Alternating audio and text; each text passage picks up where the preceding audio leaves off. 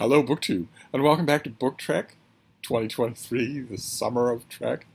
This is a BookTube event created by Vin at Revenant Reads, and for which he has assembled an intrepid bridge crew of other booktubers to talk about Star Trek all summer long. Now, I've been doing a great deal of book trekking myself on this channel, almost every day, a Star Trek thing of one kind or another. And Lord knows I could continue every day for the rest of the summer. I don't know if I will or not. Seems like I might be overdoing things a little. All of my co-hosts have jobs and responsibilities and families and classes, so they can't make a video every day. It feels a little lopsided. You'd think by now, for a normal person, it would feel a lot lopsided, but it's starting to feel a little lopsided. But I couldn't resist today's video because Randy Ray, the literate Texan down there on Driftwood Ranch, a new booktuber who if I may say so, don't want to put a blush on his cheeks, but he seems to get exactly how we do things. This little corner booktube, and he's a big Star Trek fan and a heck of a guy. A wonderful time Zoom chatting with him. I swear we could Zoom chat for an hour every day, easily, without even beginning to scratch the surface of all the stuff we have to talk about. But I don't know. I don't remember how it came up. Either I suggested it, or maybe in a fit of masochism, he suggested that he and I buddy read, as part of Book Trek 2023, the Star Trek novels of Sandra Marshak and Myrna Culbreath, who were two old-school Star Trek fans, much like myself, right from the beginning. In fact, before the beginning. They were there churning out the fanzine stuff, corralling fans to write, telling people, look, you can do this. Whether it's Star Trek or anything else, you can do this. Just sit at a pad of paper, haul out an IBM Selectric, and start writing. You know the world, you know the characters, figure out the story you want to tell and do it. And I have made no secret on this channel and any of my Star Trek related content that their novel, The Price of the Phoenix, is my favorite Star Trek novel. I'm not saying that it's the best one, but it's my favorite. I don't know how many times I've read that book. And its sequel, The Fate of the Phoenix. And Randy agreed to read these things. There are 4 novels. They also edited 2 anthologies, and one of those 2 anthologies, let's just say one of those 2 anthologies, they helped considerably with a lot of the stories. They have a rather unmistakable literary style, so it's not hard to really piece that together. It's not like you need to be a literary forensic detective. Those were the New Voyages and the New Voyages 2. And I think Randy has agreed, in a fit of poor judgment, that he, on BookTube at least, we can say, was not born of alcohol. And Randy has sworn off the sauce. So it can't be that he was tipsy when he agreed. But I think he did agree to buddy read those 2 anthologies with me. And I don't know. If he says yes to that, I will probably do that. Book Trek has plenty more time to it. And I would love the idea of buddy reading those 2 books. I love them so much that would be great. But for now, we are dealing with the novels, and we are finishing up, because we did not only The Price of the Phoenix and The Fate of the Phoenix, but also the Prometheus design, which was a later Sandra Marshak and Myrna Culbreath novel. The Prometheus design was done after it became obvious to everyone that Star Trek was no longer a lost cause, that Star Trek was no longer on reruns at 11 on grainy black and white TV, or a secret currency among friends producing fanzines. Star Trek had been made into a successful movie. And good Lord, more success was coming. More than than the most hopeful of us ever imagined possible, with the appearance of Star Trek the Motion Picture. When that came out, that was a dream come true for a lot of fans, to get this crew back together. Keep in mind, this wasn't recast. It was the original actors back in their roles. That was a dream come true, which is why you have the incredible, iconic, pure fan service, protracted sequence where Scotty gives Kirk a shuttlecraft manual tour of the exterior of the Enterprise, to soaring John Williams music, just soaring. that sequence, I recognize, even when I was in the theater watching the movie for the first time, I thought, all right, this is for us. This sequence is for us. The rest of the movie, sure, it'll do things, but this is for us. But even so, you had no idea what was coming.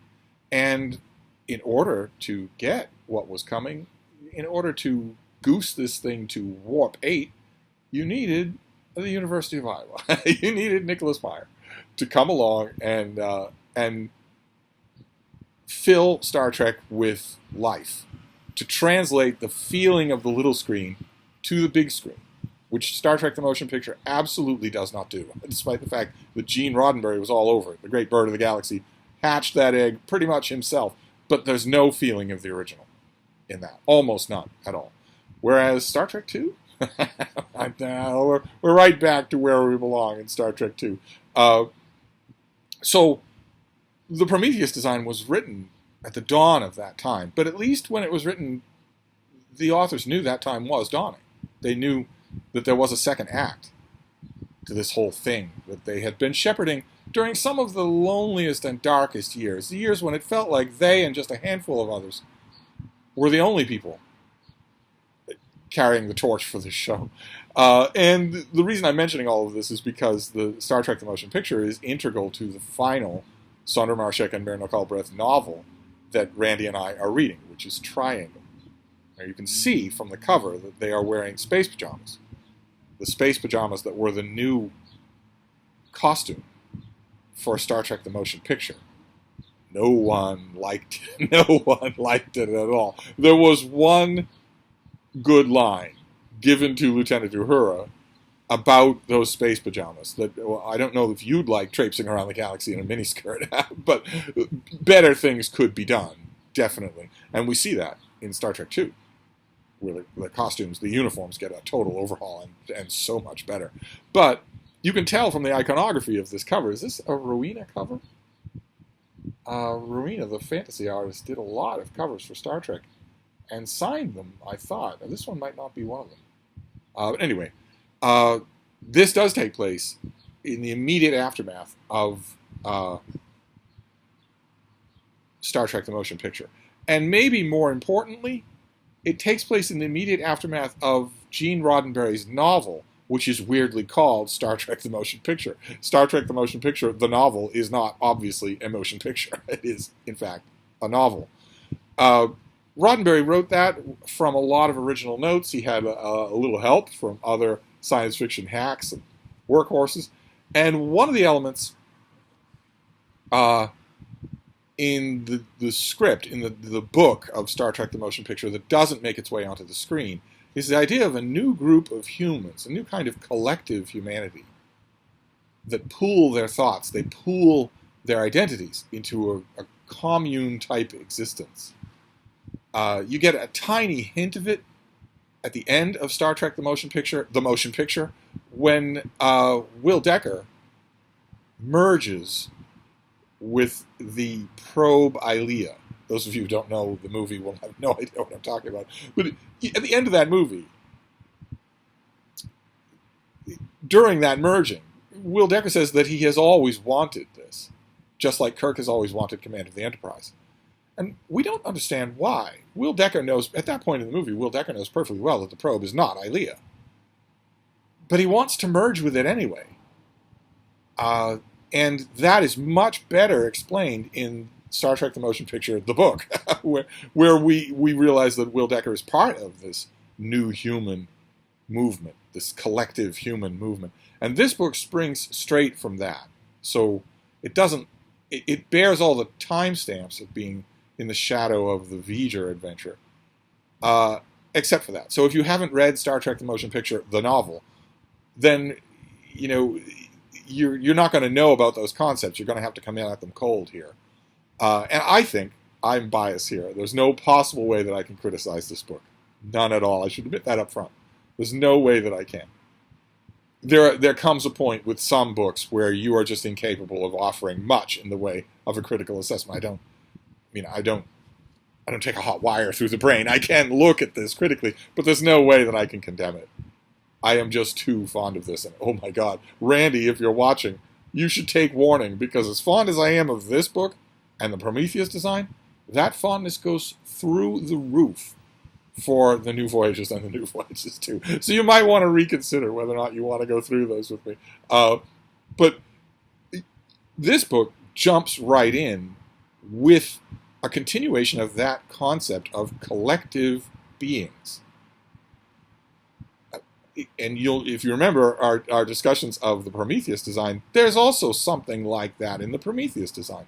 A collective organization co-opting the wills, co-opting the mentality of our heroes and some villains.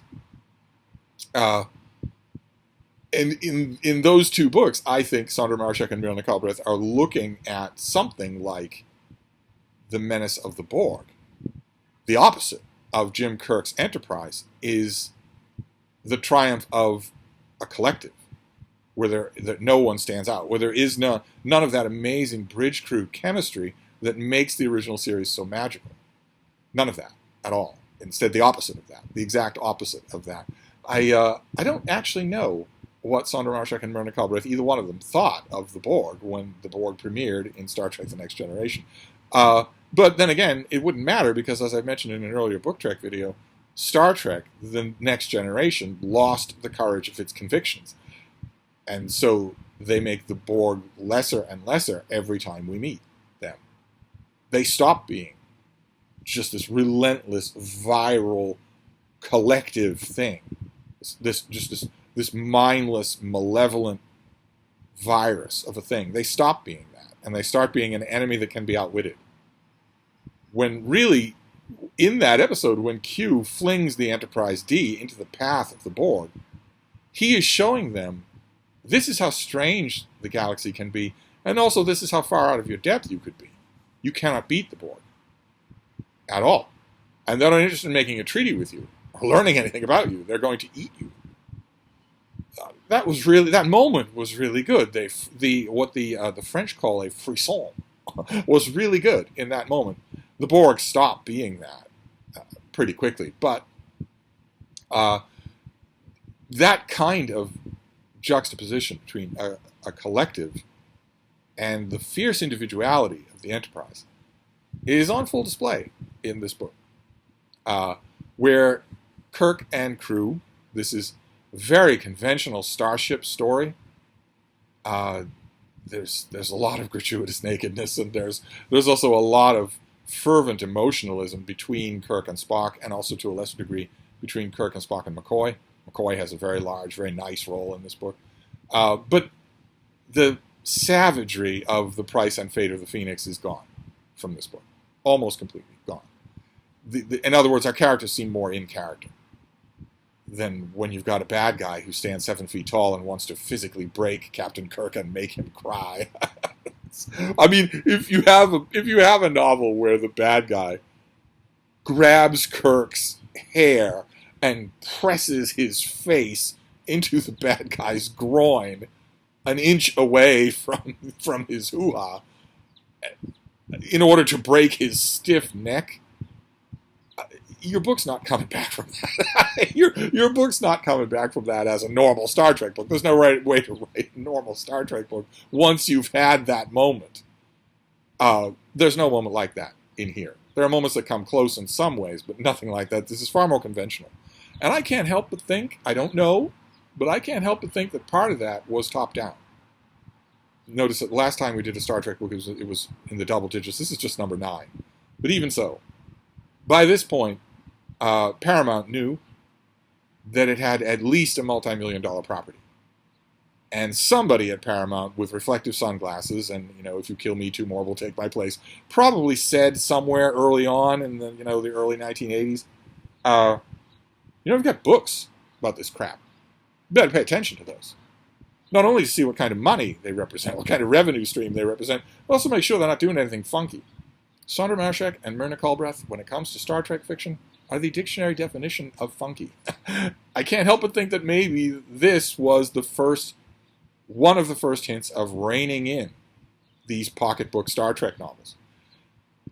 Either way, however that works, whether I'm reading too much into that or not, the collectives do play a role here, because the Federation is sending Ambassador Galbraith to the planet Zaran The planet Zarin is a foothold, it is a hotbed of an alien collective. The Federation and the Ambassador don't know how much of a hotbed it is, that we're going to find out in the course of this book. But the reason they send Galbraith is because he is a new human. Just like Will Decker is in the novel of Star Trek the Motion Picture, but not in the movie. He is the leader, he is the leading nodule of a communal group of humans that can pool strength, physical strength, they can pool their mentality. In this book, it's never quite characterized as just straight up telepathy. It seems to be something more than that, and our main character, Galbraith, and all of the bad guys, the totality, always refer to it as the next step in the evolutionary ladder. Always. I lost count. You lose count in the first 30 pages of this book. How often Galbraith, a Federation ambassador, refers to normal, non-joined, non-communal humans as amoeba. You know, you're an amoeba, and I'm the next step in evolution. You're that far below me, evolutionarily speaking. Which is all fine and good, I guess, when you're saying that in an ambassadorial meeting at Planet Babel or whatever. But if you said that to a starship captain on the bridge of his starship, you'd find yourself pretty quickly sealed in an empty photon torpedo casing and fired off the port bow. I don't think you would say that to a starship captain. But Kirk's a pretty flexible starship captain when it comes to things like that, and he likes to keep an open mind. So his job is to bring Galbraith and his people to Zarin. And along the way, he worries that Zarin and his people are broadcasting their oneness, their unity, to Kirk's crew, whether they want it or not. Which is not good. It's not okay with him at all. It's bothering Mr. Spock. It's bothering all the rest of the crew. Even the ones who are intrigued by it. And before they can go, before they can even get out of the starting gate for this new adventure, they receive a call. They intercept a call from a one-person vessel, and that vessel is carrying a Federation free agent named Sola Thane, who's part Zarin. So she has a genetic capability for oneness, a vast genetic capability, because the Zarans are able to do that. She has a remarkably pivotal ability, more so even than Mr. Spock's touch telepathy. And she's involved in the fight against the totality herself. But as a Federation free agent, she has authority over anyone. It's a weird concept. I didn't like it when I first read this book, 40 years ago. I still don't like it. I guess I keep coming down on the side of the chain of command in these Book Trek videos. But we're told that Federation free agents report only to the Starfleet Chief of Staff. They don't even report to Admiral Nagura. They don't report even anywhere on the chain of command, and they essentially outrank starship captains. Sola Thane can commandeer the Enterprise if she wants to, which is no. that is a big no. that is a big no. I much prefer Diane Carey's view of the Federation, which is much more like the 18th century British Navy, as far as she can get it. There's a scene in the quintessential 18th century British Navy novel series, the Aubrey and Maturin series by Patrick O'Brian.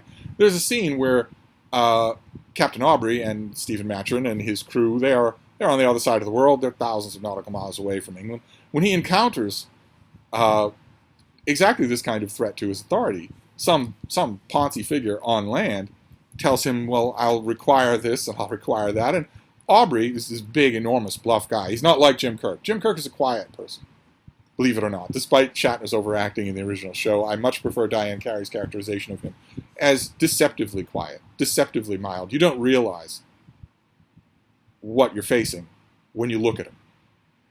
Unlike, for instance, Captain Sisko on Deep Space Nine, where you're impressed right away. You don't. Kirk is a kind of a different kind of charisma. But in that Aubrey and Maturin novel, Aubrey takes a step back and it almost laughs and says, my good sir, apart from a direct command from the Admiralty, when I'm in England, there is absolutely nothing under God's sun in the open sky that can command me to do anything. I have an armed fortress just off the harbor quay. If you'd like to order me around, perhaps you'd like to speak your orders to my guns. He doesn't say that. But that is definitely there. He's stunned to the point of amusement that anyone would try to order him around. when he's out on a cruise. Same thing with Horatio Hornblower, who on land tells a mad dictator, well, if you disobey what I'm telling you to do, or if you do anything to me, my crew, my ship, which is sitting in your harbor, well outside of the ability of your ships to do anything about it, has orders to turn its guns on this fortress and reduce it to rubble. There is no answering that. These were dreadnoughts of their day, and so is a starship.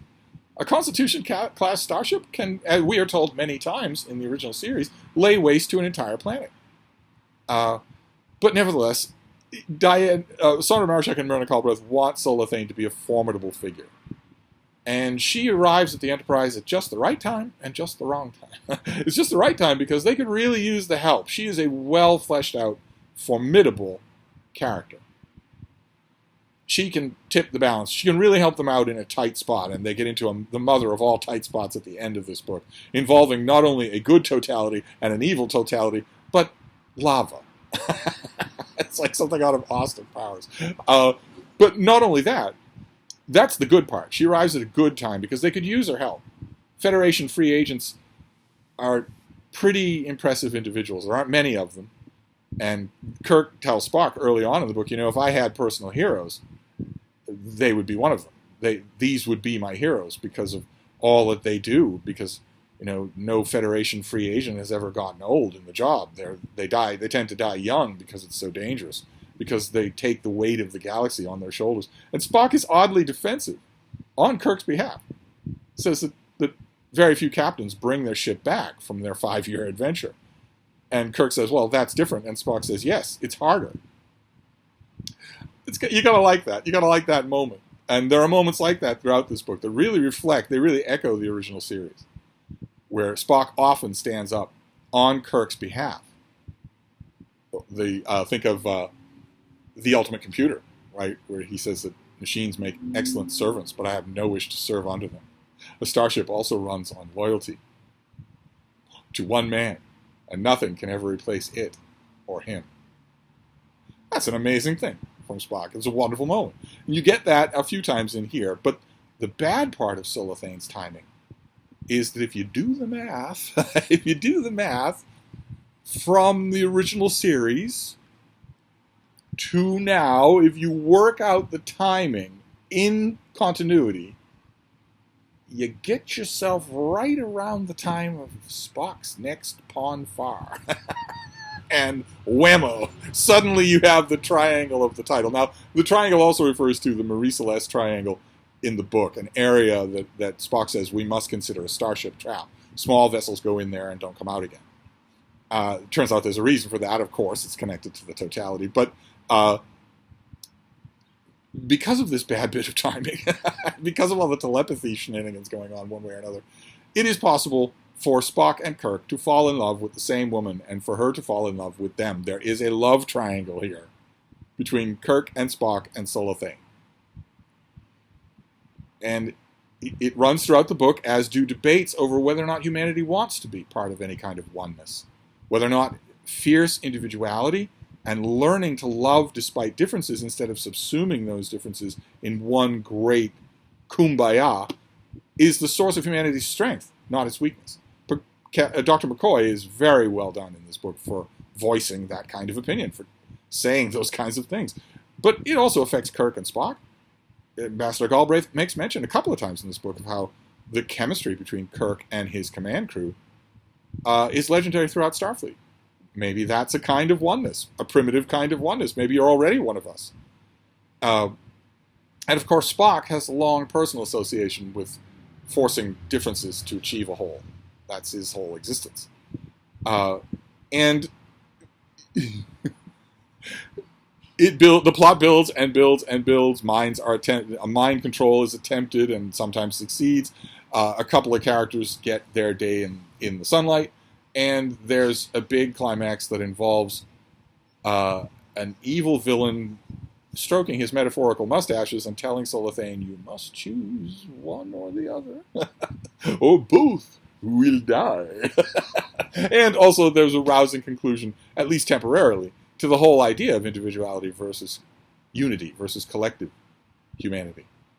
And it's all overdone, and it's all overheated, and it's all at 1,000 degrees, and it's all 1,000 miles an hour, and I love it. I realize I can look at it from 30,000 feet and say, okay, there are a lot of things in here that Vin wouldn't like. Let's say Captain Killjoy would. It tends not to like the Star Trek books that I really like. He would probably read this and say, "Oh, come on, oh, come on." And I don't know what to say. I don't know how to answer that except to say that when he had not yet been born, this meant everything to Star Trek fans, and it's tough to erase that. It's tough to get rid of that. I'm not sure that I would want to. Uh, anyway, I'll leave a link if I remember. I'll leave a link to Randy's channel. He is going to talk about this. God knows what he's going to make of it. I don't know if he's ever read this before.